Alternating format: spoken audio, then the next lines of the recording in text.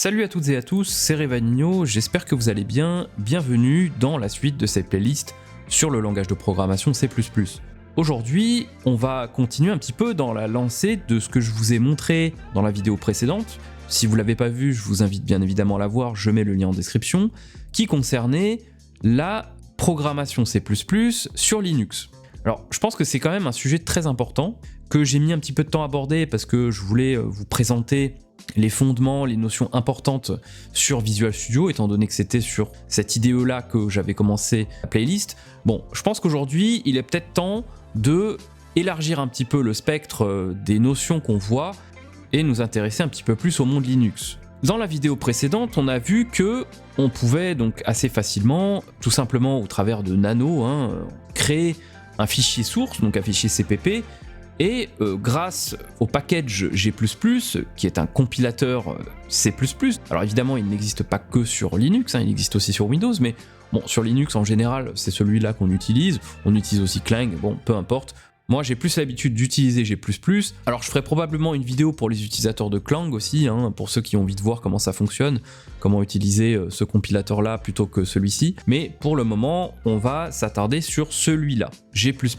On va voir un petit peu ce qu'on n'avait pas vu la dernière fois et dont j'avais parlé, c'est-à-dire par exemple compiler plusieurs fichiers sources, compiler un fichier objet, et on peut même compiler sans linker, donc on verra qu'il y a une commande, il y a un commutateur qui permet de le faire.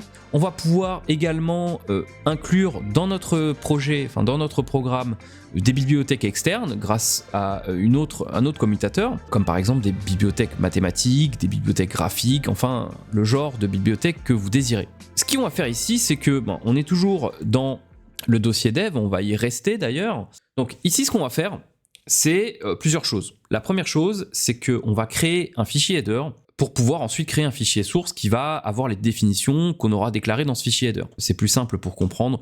Une fois qu'on générera notre exécutable, c'est mieux d'avoir quand même les choses qui sont déjà structurées au préalable. Donc ce qu'on va faire par exemple, c'est qu'on va imaginer créer un fichier mathématique dans lequel on va commencer à implémenter des fonctions. Alors, on ne va pas en implémenter 36, c'est juste pour l'exemple, bien évidemment. On va faire par exemple une fonction somme, on va la déclarer dans notre fichier header, on va la définir dans notre fichier source, et ensuite, on linkera le fichier source, on l'inclura dans notre commande pour générer l'exécutable. Donc par exemple, si on fait un nano de math.h, on va l'appeler comme ceci.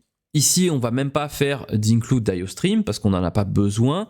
On va simplement faire une fonction qui va renvoyer un integer. Alors on va quand même faire pragma once, histoire de s'assurer que le linker n'a pas de problème, etc. On va faire pragma once du coup. Et ici, on va faire une fonction, donc int par exemple sum, et qui va prendre deux integers. Voilà, tout simplement. On va sauvegarder, comme ceci. Maintenant, on va faire nano math.cpp.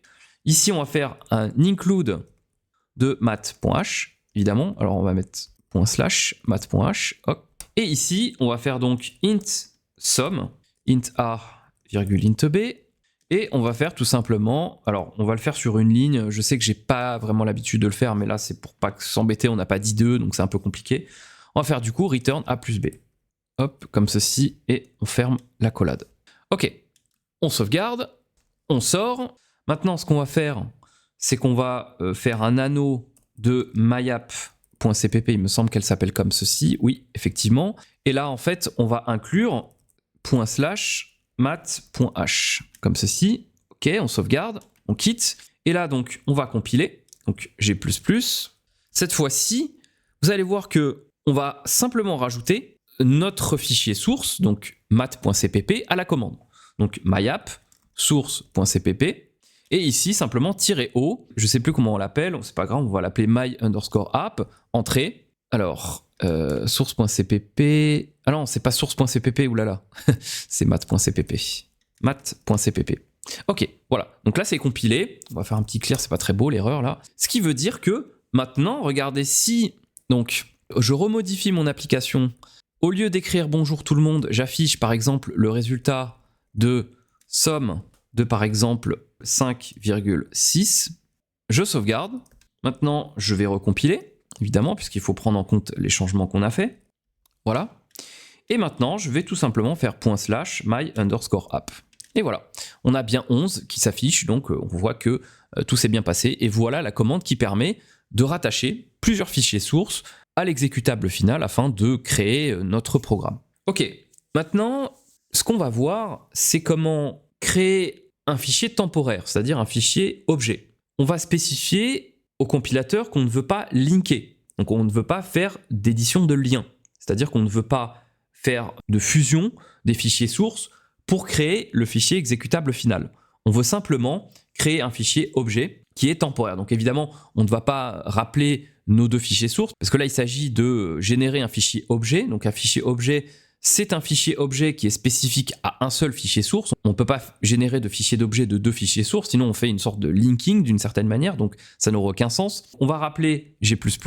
Ici, on va faire -c. Donc -c, c'est pour spécifier à notre compilateur qu'on ne veut pas de link, donc on ne veut pas d'édition de lien, et on veut seulement générer un fichier objet. Donc là, on va mettre par exemple my_app.cpp, et ici, on va mettre -o, et plus loin, au lieu cette fois de mettre le nom de l'exécutable sans extension de fichier, on va mettre my_app.o. Entrée, et voilà. Donc maintenant, si je fais ls, vous voyez qu'ici, on a un fichier objet qui a été généré. La compilation s'est bien passée. Donc maintenant, je peux faire la même chose pour, par exemple, mat.cpp, que je vais appeler mat.o. Voilà. Donc là, je fais un petit clear, ls-color. Et là, on voit que, eh bien, on a nos deux fichiers O qui sont ici. Maintenant, vous vous dites peut-être, ok, j'ai mes deux fichiers objets, comment je fais à partir de ces deux fichiers-là pour générer un exécutable? Eh bien, c'est totalement possible, hein, évidemment, vous vous en doutez. Donc, je vais faire un petit clear ici, et on va faire un G++, -o. On va spécifier le nom de notre exécutable, donc my_app, et là, on va tout simplement passer à la suite nos deux fichiers objets, my_app.o et mat.o, comme ceci. Je refais ls, et là, on voit qu'on a bien notre myapp ici, qui correspond à l'heure à laquelle on l'a généré, bien sûr. C'est pas l'heure à laquelle j'enregistre la vidéo, c'est l'heure interne du système, on s'en fout, c'est pas grave. Maintenant, qu'est-ce qu'il nous reste à voir? Il nous reste à voir deux petites choses assez importantes. La première, c'est de pouvoir compiler en une version de C++ que l'on aura choisie. C'est-à-dire que dans notre commande de compilation, on va pouvoir spécifier au compilateur de compiler le projet, le programme plutôt, dans une version du langage C++ que l'on aura choisi. Par défaut, en principe, G++, il va compiler en C++ 14. Mais il se peut que vous ayez par exemple besoin d'utiliser des structure bindings ou des containers assez modernes, assez récents du langage C++, ça ne compilera peut-être pas en C++ 14, donc vous aurez besoin de compiler dans une version de C++ plus récente, comme la version 17, la version 20 ou la version 23. Donc pour ce faire, on va tout simplement faire G++, là on va faire -std, maintenant on va faire égal, là on va mettre C++ 20 par exemple, et ici on va tout simplement continuer à construire notre commande comme d'habitude. Par exemple, my_app.cpp, mat.cpp-o, my_app. Et voilà. Donc là, en fait, ça a été très rapide, hein. Notre compilateur a compilé notre programme dans la version de C++ 20. Donc une des dernières versions, si vous voulez la faire en 23, je ne sais pas si elle est dispo. Personnellement, je n'utilise pas encore le C++ 23. Ah oui, c'est bon. Ok, bah il a compilé en C++ 23. Il faudra que je m'y mette un petit peu parce que je ne suis pas bien au courant des nouveautés qui sont sorties avec le C++ 23. Peu importe. Donc, une dernière chose que je voulais vous montrer. Donc là, on a vu pas mal de choses. Donc on va juste dézoomer un petit peu. Voilà, pour pouvoir vous montrer un petit peu la commande entière. Alors, bon, je sais pas, c'est un mauvais usage des caractères ici. On va faire un petit clear. Alors, ici, il nous reste une chose à voir, c'est lorsqu'on veut linker des bibliothèques externes. Par exemple, il existe une librairie mathématique, hein, sans qu'on ait besoin nous-mêmes de réinventer la roue. Il y a évidemment différentes librairies C++ qui sont disponibles et qui nous permettent très souvent d'accéder à des outils dont on aura besoin. Et en général, on n'aura pas besoin de plus. Par exemple, si vous voulez invoquer la fonction racine carrée, la fonction puissance, la fonction somme, la fonction multiplication, etc. Toutes ces fonctions-là, elles sont bien évidemment incluses dans la librairie mathématique qui s'appelle math. Donc, on va essayer de la linker. Pour ce faire, on va rappeler notre commande ici. Et là, à la fin, vous savez quoi, on va faire un truc un peu plus simple. On va simplement enlever ceci. On va simplifier la commande pour pas que ça soit trop pollué à l'écran. Ici, on va faire -lm. -lm, c'est la librairie mathématique. Donc, en fait, c'est une librairie qui s'appelle libem, qui se trouve déjà sur le système. En général, c'est une bibliothèque qui se trouve dans USRlib. Donc, il y en a beaucoup d'autres comme ça, mais voilà, la librairie mathématique, elle en fait partie et on pourra l'utiliser autant qu'on veut. On n'aura pas besoin d'utiliser de package externe. Donc là, si je fais entrer, voilà, on a compilé notre programme et avec la librairie qu'on utilisait, donc la librairie mathématique qu'on a nous-mêmes construite, et en linkant la librairie mathématique C++ standard. Donc, si vous voulez, on peut même faire un petit essai pour voir si on peut invoquer des fonctions de cette librairie-là. On va faire un nano de myapp.cpp.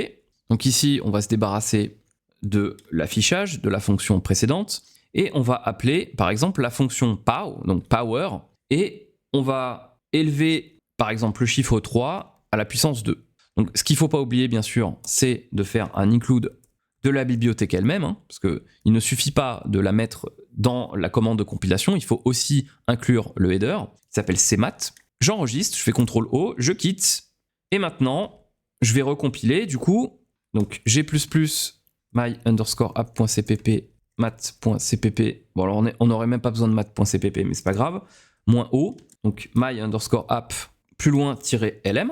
Maintenant, j'invoque le programme, donc my_app, et voilà, on a 9. Donc, on a bien 3 à la puissance 2. Voilà. Donc, sachez que il y a d'autres librairies comme ça que vous pouvez utiliser. Mat n'est qu'un exemple parmi d'autres. Vous avez des librairies plus utiles, on va dire, si vous voulez faire, par exemple, du graphique ou d'autres choses de ce genre. Vous avez, par exemple, glfw, donc c'est pour OpenGL. Vous avez la librairie POSIX, vous avez la librairie SQLite, par exemple, pour MySQL, pour les bases de données. Vous avez SFML, par exemple, si vous voulez également faire un petit peu de multimédia, de graphique. Vous avez vraiment un certain nombre comme ça de librairies que vous pouvez linker, qui sont directement accessibles et que vous pourrez utiliser dans votre programme. Voilà. Si vous avez des questions, n'hésitez pas à les poser dans les commentaires. Si vous avez aimé cette vidéo, mettez un petit pouce bleu et surtout, n'hésitez pas à vous abonner. Moi, je vous dis à bientôt dans la prochaine vidéo de cette playlist sur le langage de programmation C++.